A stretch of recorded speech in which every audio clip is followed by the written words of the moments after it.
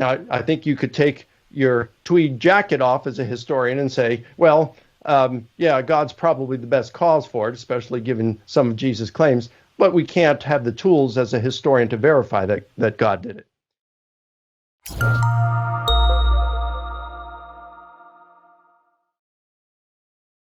It sounded to me, Laura, like you were saying that when it comes to these types of apologetic arguments, maybe it's trying to give like too much confidence in a field that we don't have that much confidence about.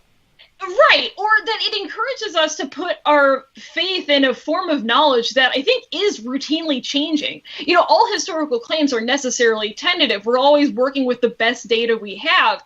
So I think if we really want to say that, you know, we use the tools of history and we recovered this historical event, we found out that it turned out Jesus was revivified, we always have to be open to the possibility we might find out something else that might challenge that assumption. You know, that's actually not a great thing to place your faith in.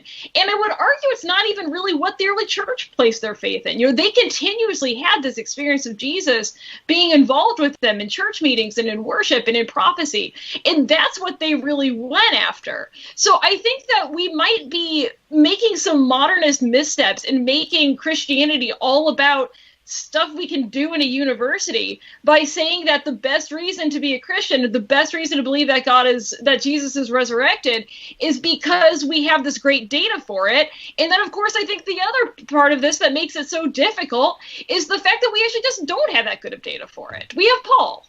And that's fine if you're talking about Paul, but it's not great for history. Go ahead, Mike.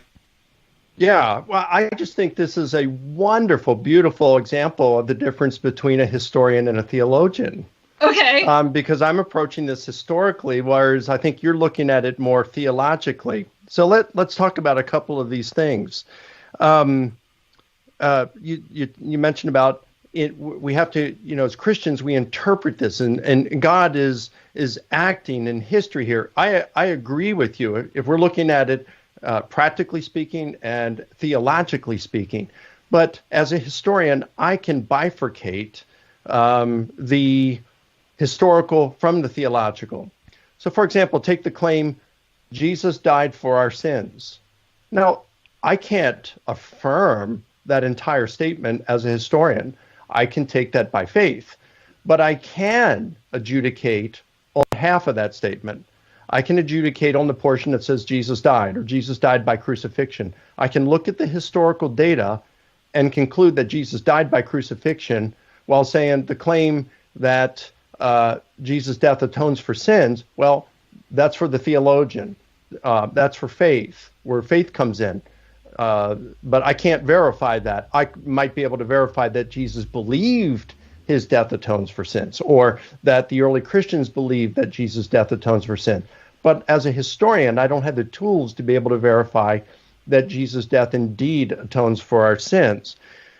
Regarding methodological naturalism, I agree, but I think that methodological naturalism, we've got to take a little more prudent approach to it that's less infused with worldviews than is typically done.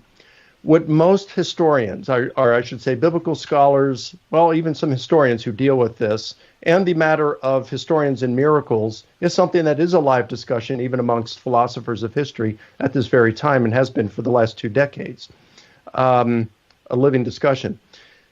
But a lot of philosophers of history, biblical scholars will say that you got to go with a methodological naturalism that if miracles involved, you can't adjudicate on it. Okay, so I think what a historian can do is they can look at the data and adjudicate on whether the event occurred. They just wouldn't be able, as a historian, to be able to adjudicate on the cause of the event. So let me give an example. Let's suppose that astrophysicists have been keeping track of a comet for a decade, and within the last year they've determined that the comet is on a crash course with our moon. And they've determined that it is going to crash into the lunar surface at a specific time on a specific day. And at that time, the Hubble Space Telescope and a bunch of planetariums around the world are zoomed in on the lunar surface, and they watch that comet slam into the moon.